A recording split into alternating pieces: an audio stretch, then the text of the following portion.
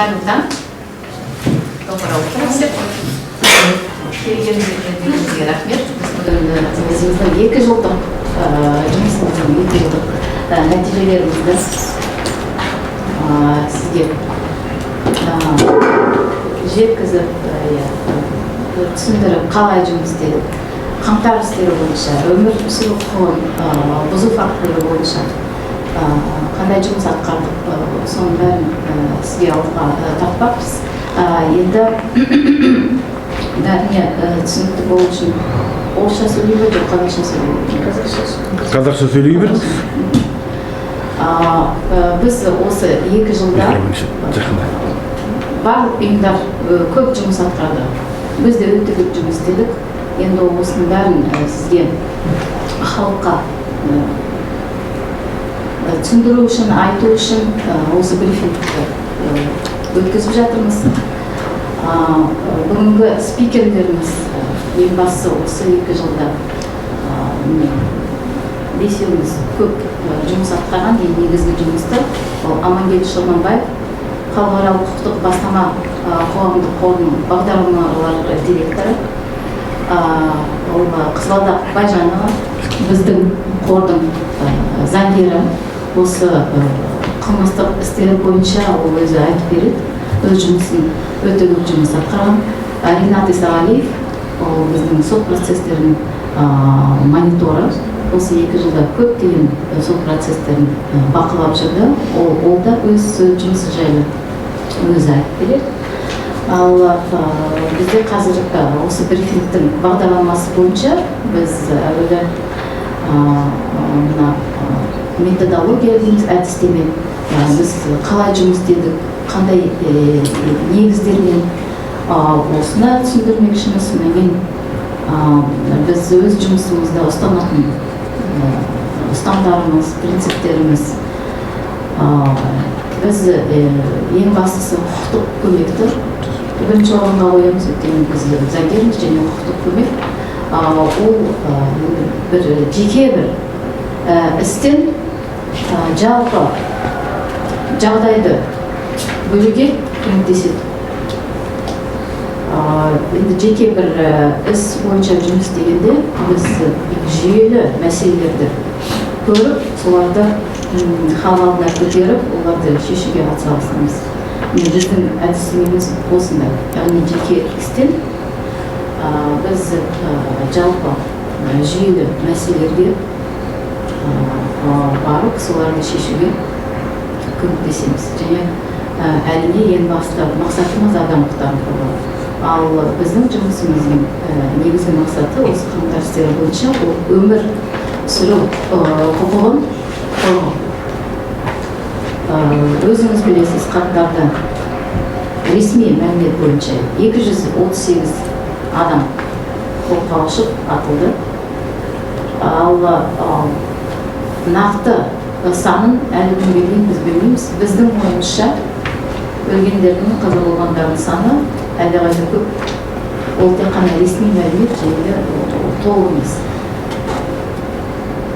Сондықтан бұл жағдайды әлі тексеріп тергеу керек. Енді біз нақты қандай жұмыс атқардық, жалпы статистикамызды, соның бәрін мен әріптесім Қызылорда Байжанова сізге айтып беремін. Сәлеметсіздер ме, құрметті біздің қатысушылар. Мен осы мекеменің заңгері Байжанова Қызылордақтың. Осы қаңтар бойынша істер жөнінде айта кетсек, енді рұқсат болса мен орысша айтайын. По январским событиям, в общем, у нас количество обращенных лиц 48 человек из разных областей Казахстана, то есть они из Алматы, из Чимкента, из Тараза, из Актюбинска, значит, из Кызылорды.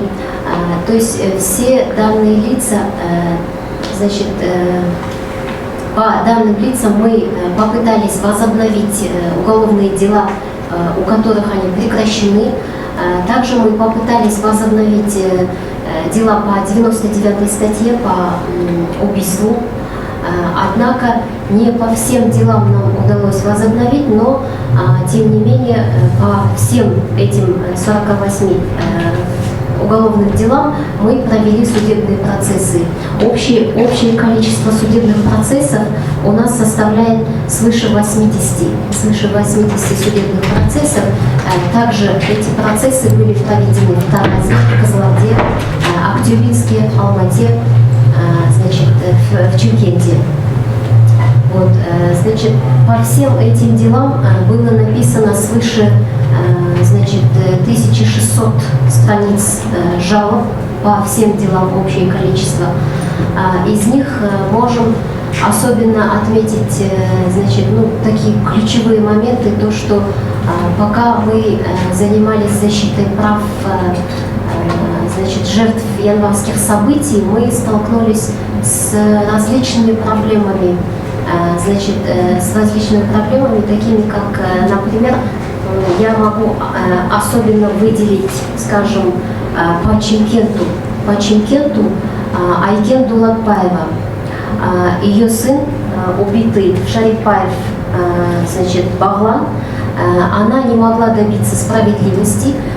В итоге она несколько раз съездила в Астану, несколько раз давала интервью различным журналистам СМИ.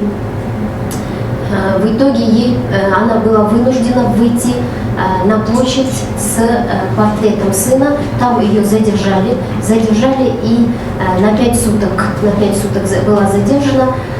Также Следственный суд города Шымкент провел судебный процесс, когда она сидела в камере. То есть грубейшее нарушение со стороны следственных органов, то есть со стороны судебных органов, например. Или же мы можем сказать про Кызылординское дело. По Кызылорде Фархат Омаров, убитый во время январских событий, его родственники тоже до сих пор не могут добиться справедливости. Фархат Омаров также был убит на площади, но по его делу нет никаких фактов, что он применял оружие, нет фактов, никаких видео, никаких аудио, никаких вещественных доказательств. То есть по уголовному делу нету ни одного доказательства, кроме свидетельских показаний 5 сотрудников-гаишников и начальника областного ГАИ Кызылординской области. То есть, хотя это дело, конечно, несправедливо оклеветали по данному делу, но также можем сказать, что по данному делу проведены процессы как в Следственном суде по возобновлению статьи 362 «Превышение полномочий», но нам эти статьи не возобновили и прошли суды по 272 статье. Значит, апелляционный суд прошел, теперь мы подали дальше жалобу в кассационную инстанцию, и мы намерены дальше писать жалобы по данным делам. Также мы можем особо отметить, скажем, по Таразу. По Таразу у нас 7 уголовных дел, из них 5 дел находятся также в суде, и также на кассационной инстанции в Верховном суде рассматривается в данный момент. Значит, 2 дела они прекращены на досудебном расследовании. Прекращены незаконно, то есть также в ходе, значит, рассмотрения данных дел по Таразу мы узнали такие факты, что возможно из-за халатности или безграмотности следственных органов в одно дело объединены уголовные дела по статьям 362, 451 и 272. То есть, когда мы запросили у прокуратуры, значит, материалы дела по 451 статье о том, что следственные органы прокуратуры, значит, военные, полицейские превысили свои полномочия, нам данное дело не смогли дать. Однако у нас имеется письмо ответ, где прокуратура значит, города Тарас нам ответили, что данные дела объединены в одно дело. То есть с такими вот нарушениями мы столкнулись со стороны органов следствия. Также мы можем сказать про Стамбекову Курманкуль, мать Астанкулова Турара. Здесь она присутствует. Значит, по ее делу, по делу ее убитого сына, также нам здесь удалось возобновить статью 99. В Следственном суде нам возобновили уголовное дело по статье 99, то есть по убийству Астанкулова Турара. Значит, однако органы следствия через 3 месяца данное дело прекратили, еще и засекретили. И на данный момент мы пишем жалобы, на каком основании дело засекречено и на каком основании оно прекращено. Стамбекова, мать Астанкулова, она до сих пор не получила ни одного документа по прекращению данного дела, что также является нарушением со стороны органов следствия. То есть, значит, в ходе рассмотрения, в ходе правовой помощи лицам, пострадавшим во время январских событий, мы таким образом столкнулись с различными такими проблемами.